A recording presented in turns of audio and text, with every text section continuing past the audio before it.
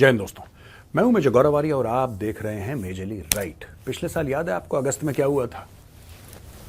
15 अगस्त को भारत खुशियां मना रहा था। 16 अगस्त पाकिस्तान में एक जगह है जड़ांवाला, वहां पे पता नहीं कितने ही ईसाइयों को मार पीट के भगाया, कितने ही उनके गिरजाघर जला दिए, कितने चर्चेस जला दिए पाकिस्तान में। क्यों? क्योंकि ब्लास्फेमी का चार्ज लग गया था, ईश निंदा का चार्ज लग गया था। अभी ईश निंदा होती क्या है और पाकिस्तान में इतना ज्यादा इसका बोलबाला, इतनी पकड़ है क्यों? दोस्तों ऐसा है कि दो पाकिस्तान है, एक चलाती है फौज और दूसरा चलाते हैं मौलवी मुल्ले और मौलाना। और मौलवी मुल्ले मौलानाओं का स्ट्रीट पावर है, और वो स्ट्रीट पावर का जो सबसे बड़ा रूप है पाकिस्तान में वो है तहरीक लब्बैक पाकिस्तान। खादिम हुसैन रिजवी की जमात, आज उनका बेटा साद रिजवी चलाता है। खादिम हुसैन साहब निकल लिए, वो तो निकल लिए, साद रिजवी चलाता है। और ये इस्लाम के ठेकेदार हैं पाकिस्तान में। इस्लाम के खैर पाकिस्तान में हजारों लाखों ठेकेदार हैं, करोड़ों ठेकेदार हैं, लेकिन सबसे बड़ा जो ठेकेदार है, सबसे बड़ा जो कॉन्ट्रैक्ट मिल रखा है इस्लाम का, वो मिल रखा है तहरीक लब्बैक पाकिस्तान। ये जला देते हैं शहर के शहर।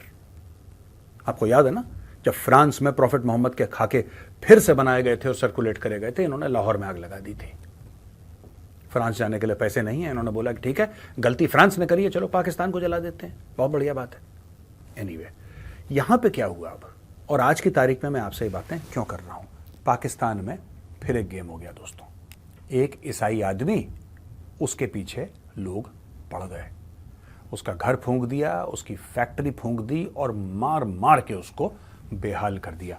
केस क्या था जरा मैं आपको यह बताता हूं, फिर उसके बाद केस का एनालिसिस होगा। ये देखिए साहब, सरगोदा में, जो कि एक जगह है, सरगोदा में एक ईसाई आदमी को बोला कि साहब इसने कुरान के पन्ने फाड़े हैं, तो मॉब ने इसको तो अटैक करा। बाकी जो ईसाई रह रहे थे आसपास, उनका भी प्लान बना दिया निपटारे का। बोला साहब इन पे भी हमला करो। ये जो चर्च जला दिए जड़ांवाला, ये पिछले साल की स्टोरी है, ये 16 अगस्त के आसपास की स्टोरी है। ये मैं उसकी बात नहीं कर रहा, मैं अभी अभी की बात कर रहा हूं। कल क्या हुआ वहां पे? फूंक दिया घर, तोड़ दिया घर। ये बेचारा डर के मारे घर के अंदर चला गया, वहां से घसीट के मार मार के। तब पुलिस आई, तब पुलिस ने बचाया, तब ये सब वहां पे कार्रवाई हुई, तब लोगों के ऊपर केस हुए। लेकिन पाकिस्तान में, अगर जैसे पाकिस्तान में आप मुस्लिम हैं, जो कि 97-98% मुसलमान है पाकिस्तान में, आपको किसी की जमीन चाहिए और वो बंदा क्रिश्चियन है या हिंदू है, ठीक है, या सिख है, आपको उसकी जमीन चाहिए, उसके पास पड़ी है पुश्तैनी जमीन। आप कहते हैं यार ये जमीन मुझे चाहिए। भाई आप मुसलमान हैं, आप पाकिस्तान में हैं, ऐसा थोड़ा ना कि आप जाके पैसे देके खरीद लेंगे उससे, या फिर वो आपको मना कर देगा। नहीं, ऐसा नहीं। आपको कुछ नहीं करना है, आपको मौलाना के पास जाना है, जो बगल वाला मस्जिद है। मौलाना की जेब में रखने हैं 10,000 रुपए, और मौलाना को सिर्फ यह बोलना है मस्जिद के लाउड स्पीकर से कि सुनो सुनो सुनो, जितने भी मोमिन हैं सुनो, ये जो काफिर है जो उस गली उस घर नंबर पे रहता है, इसके घर के पास कुरान शरीफ के फटे पन्ने पाए गए। मैं इसको एकदम, जिसको कहता है ना काफिर को, मैं ब्लास्फेमर इसको करार देता हूं कि इसने गलत काम करा है, इस्लाम की इज्जत इसने तार तार करी है, इसने कुरान शरीफ को इसने फाड़ा है, उसके पन्ने फाड़े हैं, लिहाजा इसको मार दिया जाए, इकट्ठा हो जाओ। अच्छा, पाकिस्तानीज आर लाइक पिरानास। आपने कभी सुना है सऊदी अरब में ऐसा हो गया?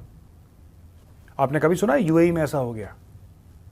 ये खास पाकिस्तानियों के लिए ऊपर वाले ने बनाकर इनको ऐसा नमूना भेजा है नीचे कि भैया ये नमूने हैं, ये ऐसा काम करेंगे। पाकिस्तानी क्या करें फिर? 8-10 हजार इकट्ठा हो जाते हैं एक साथ। They are like piranhas. पाकिस्तानियों का डीएनए इंसानों से नहीं मिलता, पिरानास से मिलता है। जब खून सूंघ लेते हैं पागल हो जाते हैं, then they go mad. There is a blood lust, there is a frenzy to feed, and then they start feeding. और फीड कैसे करते हैं? मारो इसको, पकड़ो, मारो, इसकी बहू बेटी उठा के ले जाओ, इसका घर फूंक दो, इसकी फैक्ट्री फूंक दो, इसके ऑफिस में। तो ये यही काम इन्होंने करा था जब वो श्रीलंकन को मार दिया था। श्रीलंकन था ना जिसको मार दिया था, जो मैनेजर, पता नहीं उसके दिमाग में, मुझे कहना नहीं चाहिए, आदमी इस दुनिया में नहीं है, लेकिन उसको क्या दिमाग में आया कि पाकिस्तान में नौकरी करूं? कुछ आया होगा उसके दिमाग में, उसको एडवेंचरस होगा आदमी, हो गया। उसको मार मार के जिंदा जला दी। वो जिंदा था, वो मरा नहीं था जब उसके ऊपर पेट्रोल छिड़क के उसको मार रहे थे। फिर वो मरी गया, जाहिर सी बात है। फिर पाकिस्तान ने बोला कि ऐसा नहीं है और हम तो बड़े पीसफुल लोग हैं और पाकिस्तानी बड़ी पीसफुल कम्युनिटी है, और अपनी खुद पाकिस्तानियों ने बड़ी तारीफ करी।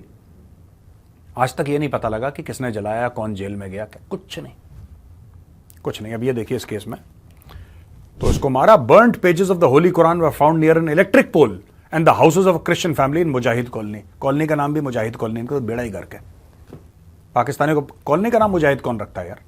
एनीवे, इन्होंने मुजाहिद कॉलोनी के सामने एक उसके आसपास एक बिजली का खंबा था, और बिजली के खंबे के पास कुरान के जले हुए पन्ने पाए गए, और बगल में ईसाई का घर था। अब ना किसी के पास कोई प्रूफ, ना किसी के पास कोई सबूत, लेकिन 2 + 2 = 17। पाकिस्तानी गणित है भैया, ये पाकिस्तानी गणित है। 2 + 2 = 17।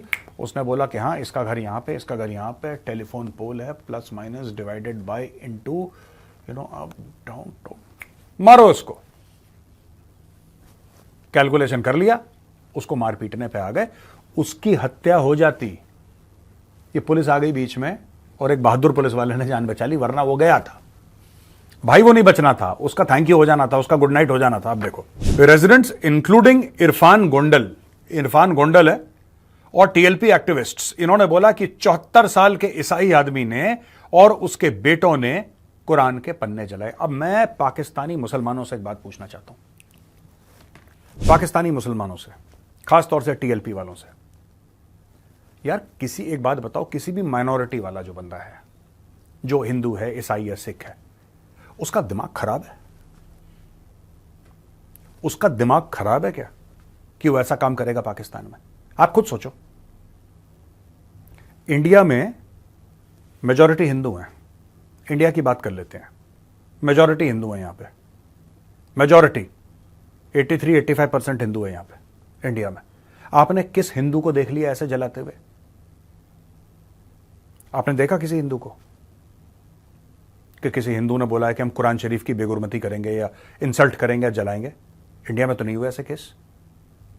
ये पाकिस्तान में ही क्यों होते हैं? ये सब बेवकूफियां पाकिस्तान में क्यों होती हैं? आपने कभी सोचा है? ये धंधा बना रखा है कुछ लोगों ने। ये धंधा कैसे बना रखा है भाई? इन्होंने सिंपल सी बात है कि यार उसकी जमीन चाहिए, उसकी बेटी चाहिए, उसकी बहू चाहिए, उसकी ये है फलाना ये सारा का सारा औरतों को लेके, सारा का सारा जमीन को लेके पाकिस्तानियों का दिमाग वहीं तक जाता है। माले गनीमत वाला सिस्टम है ये। What you win in war, ना वॉर बूटी। तो ये समझते हैं कि मुजाहिद कॉलोनी भी मुजाहिद है ये। तो बोला कि ये गाजी निकले, मुजाहिद निकले जंग के लिए, और फिर हरा दिया काफिरों को, तो जो पकड़ा गया माले गनीमत है।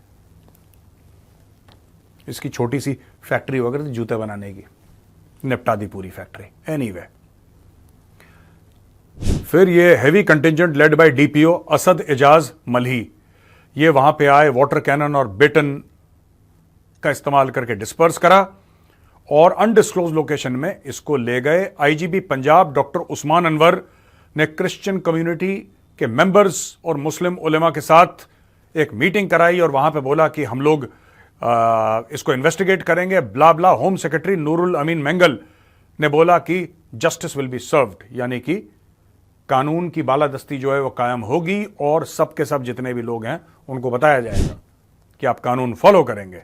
और ये सब दुनिया भर की चीजें यहां पे सब लिखा हुआ है। 44 लोग आइडेंटिफाई हो गए भैया, और इनको जेल में डाल दिया है, और एफआईआर रजिस्टर हो गया है, और 350 से लेकर 450 आर्म्ड मैन एंड वुमेन, अच्छा औरतें भी थी इसमें। ये तो बात है पाकिस्तान में जेंडर इक्वालिटी बड़ी गजब की है। जब फसाद होता है तो विमेन चाहे घर से बाहर ना निकले बिना बुरके के, बिना महरम के घर से बाहर ना निकलने को अलाउ करें पाकिस्तानी, खासतौर से जो थोड़ा सा ट्रेडिशनल माइंड के हैं। लेकिन जब फसाद की बात होती है, पेट्रोल बम, पत्थरबाजी, मारना, नोचना, हत्या करना, उसमें जेंडर इक्वालिटी पूरी है। औरत और मर्द शाना बशाना कंधे से कंधा मिला के ईसाइयों पे इन्होंने अटैक कर दिया भैया। यह है जज्बे वाली कौम, जो कलमा पढ़ के मुल्क बना था, उसकी जज्बे वाली कौम है। अब आप समझ रहे हैं आपको सीएए क्यों चाहिए। और मैं देख रहा था एक दो इंडिया में जो क्रिश्चियन लीडर्स हैं वो कह रहे थे कि नहीं, we oppose the CAA. Sir please don't oppose the CAA, please don't oppose the CAA. CAA is to bring people inside India, not throw people outside India. लोगों को लाने के लिए मुझे ऐसा लगता है कि ये मार डालेंगे बाकी लोग। मैं बता रहा हूं पाकिस्तानी ये छोड़ेंगे नहीं किसी को।